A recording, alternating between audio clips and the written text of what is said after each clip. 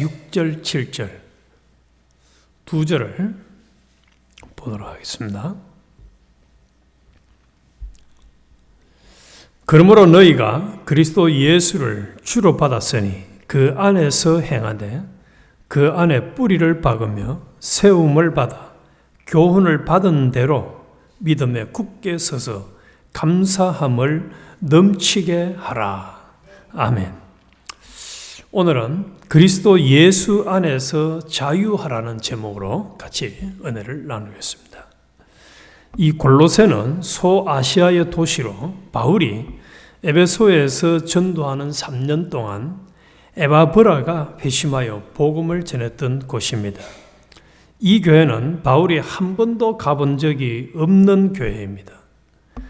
자신의 제자 에바브라가 세운 교회요. 이 교회가 세워졌을 때 바울이 얼마나 기뻤겠습니까? 자신이 전도한 제자가 교회를 개척했다, 세웠다. 참으로 기뻤을 것 같아요. 이 심정은 예언교회가 세워졌을 때도 하나님이 심히 기뻐했을 것이고, 또 지금 열리고 있는 이 중국 선교회 각 교회들이 세워질 때도 하나님이 얼마나 기뻐했을까, 이 심정을 하나님의 심정을 헤아려 보게 됩니다. 그런데 이 교회가 이단적 교훈이 확산되어 간다는 소식을 들었을 때 바울의 마음은 얼마나 아팠을까? 얼마나 아팠을까? 그래서 1절에 바울이 말합니다. 육신의 얼굴을 보지 못한 자들을 위하여 얼마나 힘쓰는지를 너희가 알기를 원하노니. 교회가 세워졌다고 했을 때는 굉장히 기뻤는데 이 교회가 이단들이 들어와가지고 활동하는 크기에 휩쓸려서 좌중우중 좌충우돌 하고 또 정상적으로 세워져 가지 못하고 흔들리는 그 소리를 들었을 때 바울이 너무너무 힘들었다. 그래서 이에 대해서 바울은 그리스도 중심의 교리를 강조하면서 교회 내에 이단을 배격하고자 이 골로새서를 기록해서 편지로 써준 겁니다. 그래서 이런 문제를 해결하기 위해서 바울이 세운 가장 중요한 대책은 골로새 교회의 성도들이 예수님이 어떤 분이신지를 정확하게 아는 것이 중요하고, 또 그것으로 굳게 세워지기를 소원하는 그 소망으로, 그래서 오늘 방금 읽은 대로 그러므로 너희가 그리스도 예수를 주로 받았으니 그 안에서 행하되 그 안에 뿌리를 박으며, 식물이 뿌리를 흙에다가 안 박으면 다 죽어버리죠. 그래서 골로새 교회 너희는 예수 그리스도에다가 뿌리를 박으며 세움을 받아 교훈을 받은 대로 믿음에 굳게 서서 감사함을 넘치게 하라. 우리가 식물을 생각해 보면 식물은 뽑히면 죽습니다. 제가 이 주차장에 있는 것도 그렇고 또 웨어하우스 앞에 잡초가 있어서 제가 싹 뽑았어요. 뽑아가지고 그냥 놔놓았습니다. 그러면 어떻게 되죠? 다 말라 죽습니다. 우리도 오늘 이 바울을 통해서 골로새 교회에 찾아오신 주님이 이 자리에도 찾아와서 계십니다. 이분이 우리에게 기대하는 것은 너가 예수 그리스도를 정확하게 알고 예수 그리스도가 뿌리를 박아서 예수 그리스도로부터, 머리 대신 그리스도로부터 영향을 공급받아가지고 자라감으로 든든하게 세워지고, 마지막 열매는 무슨 열매가 맺어지기를 원하느냐? 믿음에 굳게 서서 감사함을 넘치게 하라. 감사함을 넘치게 하라. 그래서 이 골로새 교회뿐만 아니라 우리가 알아야 될 예수 그리스도가 누군가를 이 골로새에서는 아주 상세하게 설명을 해주고 있습니다. 첫 번째가 1장 15절에 보면은 바울은 이 그리스도를 하나님의 형상이라고 말씀을 하고 있습니다. 그는 보이지 아니하는 하나님의 형상이요 모든 피조물보다 먼저 나신 이시니. 유대인들이나 이단들은 예수님을 이런 분으로 생각하지 않습니다. 그저 사람 중에 하나, 목수의 아들 정도로 생각하지 만물보다 먼저 나신 자로 이해하지 않아요. 또 창조주라는 겁니다. 1장 16절에 보면 만물이 그에게서 창조되되 하늘과 땅에서 보이는 것들과 보이지 않는 것들과 혹은 왕권들이나 주권들이나 통치자들이나 권세들이나 만물이 다 그로 말미암고 그를 위하여 창조되었다. 창조주라는 것, 이거 하나로 모든 이교도들이, 이단들이 주장하는 온갖 주장들과 다 대조가 되고 한마디로 그냥 끝이 나는 거예요. 그리고 만물보다 먼저 계셔서 만물을 보존하신 자라고 1장 17절에 말. 또한 그가 만물보다 먼저 계시고 만물이 그 안에 함께 섰느니라. 더 나아가서는 예수 그리스도는 교회의 머리라는 1장 18절에 그는 몸인 교회의 머리시라. 그가 근본이시요. 머리라는 머리. 그리고 1장 18절은 부활의 첫 열매가 된 죽은 자들 가운데서 먼저 나신 이시니 이는 친히 만물의 어떠미 되려 하심이요. 그리고 신성이 육체에 충만하신 분이라고 1장 19절과 2장 9절에 말합니다. 아버지께서는 모든 충만으로 예수 안에 거하게 하시고 또 2장 9절에는 그 안에는 신성의 모든 충만이 육체로 거하시고 그래서 신인양성일이라는 거죠. 더 나아가서는 화목하게 하시는 분이에요. 1장 20절에서 22절에 그의 십자가의 피로 화평을 이루사 만물 곧 땅에 있는 것들이나 하늘에 있는 것들이 그로 말미암아 자기와 화목하게 되기를 기뻐하심이라. 전에 악한 행실로 멀리 떠나 마음으로 원수가 되었던 너희를 이제는 그의 육체의 죽음으로 말미암아 화목하게 하사 너희를 거룩하고 흠없고 책망할 것이 없는 자로 그 앞에 세우고자 하셨으니. 또 22장 10절에서는 그리스도는 완전히 충만하신 분이며 그분 안에서 우리들도 충만해진다고 말씀하고 있습니다. 너희도 그 안에서 충만하여졌으니 그는 모든 통치자와 권세의 머리시라. 따라서 이 골로새서에서 나타난 예수님을 요약하면은 예수님은 창조주 하나님이시요 피조물인 인간이 아니라 하나님의 신성이 충만하신 분으로서 우리 택자들을 하나님과 화목하게 하셨고 우리 또한 예수님 안에서 충만해질 수 있다라고 말씀을 하고 있습니다.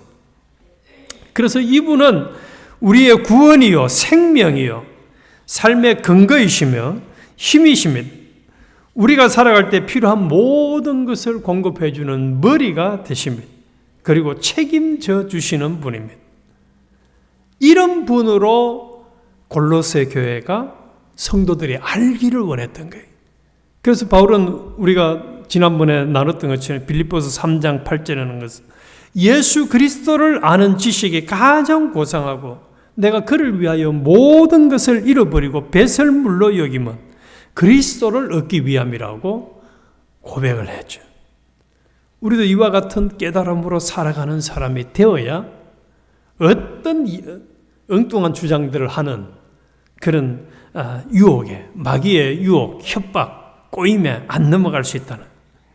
그래서 바울은 2장에서 골로새에서 활동하는 이런 이단 사상들의 공교한 말, 또 헛된 철학, 사람의 판단, 천사 숭배, 초등학문 이런 것들로 인해 가지고 이 교인들이 영향을 받아서 참 정상적인 신앙생활을 못하는 것을 보고 우리가 1장 28절에 보면 그런 말씀이 있죠. 우리가 그를 전파하여 각 사람을 권하고 모든 지혜로 각 사람을 가르치면 각 사람을 그리스도 안에서 완전한 자로 세우려 함이라.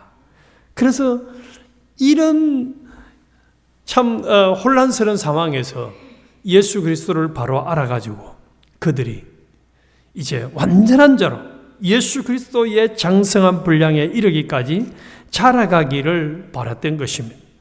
그러면은 이 골로새 교회 안에 활동했던 이단들의 역할을 이 2장에서는 아주 상세하게 말해주고 있는데 4절에서 7절까지는 교묘한 말로 가지고 그들을 유혹한다는 겁니다. 그래서 옛날 개역성경에는 공교한 말이라 이렇게 얘기를 했는데 예수님은 온 세상의 진정한 구원자요 통치자이십니다. 그렇기 때문에 입술로만 주여 주여 하는 데서 그쳐서는 안 됩니다. 나무가 뿌리를 내리고 자라 열매를 맺듯이 우리 신앙도 반석 위에 집처럼 견고하게 세워지고 복음의 진리를 확신하고 은혜에 감사하면서 주 안에서 복음에 합당하게 행할 때에 결실을 얻을 수가 있는데 그 결실이 감사입니다. 그래서 감사는 내 주인이 누구인지를 가늠하는 시금석이며 새로운 피조물된 하나님 나라 백성들의 특징입니다. 그래서 하나님께서는 이 말씀을 통해서 골로새 교회뿐만 아니라 우리도 예수 그리스도를 제대로 배워서 주님의 통치 안에 살고 주님께 감사하면서 살아가는 사람이 되기를 기대합니다. 그럼에도 마귀는 옛날이나 지금이나 성도들이 그리스도를 주로 모시고 그리스도 안에 뿌리를 받고 행하며 살아가는 꼴을 못 봅니다. 그래서 교묘한 말로 방해를 합니다. 방해를 해요. 그 방해하는 말이 뭔지 아세요? 예수님만 가지고는 안 돼라고 얘기해요. 예수님만 가지고는 안 된다는 거예요. 예수님만 가지고는 안 되고 요즘 세상이 어떤 세상인데 다른 것도 있어야 된다는 거예요. 다른 것도 있어야 된다. 이게 교묘한 말이에요. 말은 되잖아요. 예수님만 믿는. 그래서 이 기독교 분류 중에 이런 게 있어요. 극보수다, 보수다, 진보다 이런 말이 나온 이유가 거기 있어요.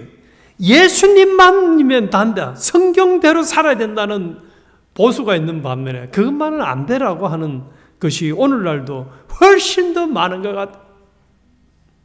이런 세상 속에서 우리도 이런 교묘한 말에 넘어가지 않으려고 하면은 2절에서 말하는 것처럼 진리에 대한 올바른 이해가 있어야 되고 또 주님의 뜻을 잘 분별하는 믿음이 있어야 우리가 거기에 넘어가지 않고 일관된 신앙생활을 할 수가 있습니다. 그리고 8절에서 10절 사이에는 헛된 철학에서 우리가 자유하는 사람이 되어야 합니다. 이 헛된 철학, 거짓 철학은 물질은 악한 것이라고 주장하면서 예수님의 성육신을 부인했습니다. 특별한 지식이 있어야 구원을 받을 수 있다고 주장하면서 예수님의 구속으로 인한 구원을 부인하는 사람들입니다. 그래서 부활하여 성천하신 예수님은 하나님의 신성을 충만하게 온몸에 가지신 분으로 하나님과 동등하여 자존하시고 영원하시며 불변하십니다. 또 모든 통치자와 권세를 다스리시는 머리가 되십니다.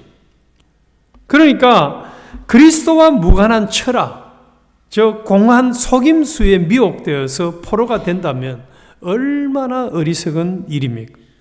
더구나 성도는 이 예수님을 영접하면서 그분 안에서 충만해진, 그래서 이 쉬운 성경에서는 진정으로 완전한 삶을 누리는 이라고 번역을 했는데 우리가 예수 그리스도 안에서 참으로 충만해진 사람들이므로 사람의 전통과 세상의 초보 원리를 의지하는 이 거짓 교사들의 철학을 따를 이유가 없습니다. 그런데 잘 아시다시피 한국에서도 신천지라든지 이런 이단들이 얼마나 엉뚱한 것을 가지고 사람들을 많이 몰아가서 참 가정이 파괴가 되어지고 개인들이 파괴가 되어지는 역사들이 일어났는지. 또 우리는 11절에서 17절까지는 사람의 판단에서 자유해야 할 것을 말씀을 하고 있습니다. 그리스도로 말미암아 완전한 구원을 받은 성도들은 이제 거짓 교사들의 비판을 수용해서는 안 됩니다. 그들은 유대인들의 주장을 따라 먹고 마시는 법들을 지키고 절기나 또 초하루나 안식일법을 문자 그대로 지키도록 요구를 했습니다. 그들은 실체이신 그리스도를 가리키는 그림자에 불과했고 그리스도께서 오셔서 성취한 것들이기 때문입니다.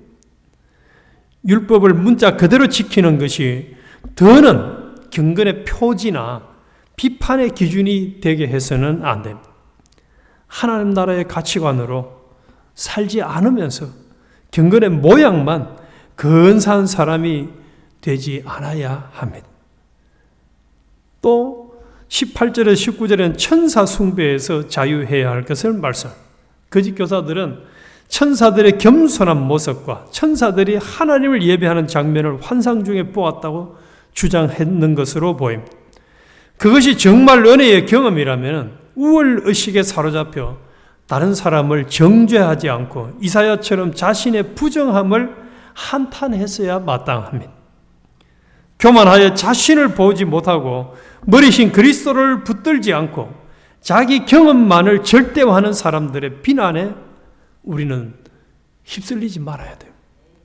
지금도 말씀을 통해서 주님과 인격적으로 교제하지 않고 단지 신비한 체험이나 은사에 집착하는 사람들은 말로만 떠벌리기를 좋아할 뿐 내적으로는 견고한 신앙으로 성장하지를 못합니다.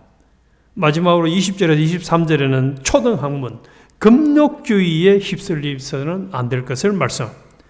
거짓 교사들은 특정한 음식과 음료를 금하고 일부러 몸을 고통스럽게 하면 하나님을 예배하는 그런 천사들의 환상을 볼 수 있다고 믿었고 또 그 경험이 하늘에 속한 거룩한 백성이라고 증거하고 주장했던 것 같습니다. 여기에 참 말로는 아주 이게 말이 되는 것 같아요. 붙잡지도 말고 맛보지도 말고 만지도 말라. 얼마나 단호합니까? 그런데 이들은 마치 고행주의처럼 말이죠. 예수를 믿으려고 하면 안 먹고 맛도 안 보고 아주 고생을 해야 하나님이 은혜를 주신다. 또 예수를 잘 믿는 것이다. 이렇게 주장을 한 것 같습니다. 그런데 예수 믿는 정상적인 신앙생활은 예수 그리스도 안에서 진정한 자유를 주셨습니다.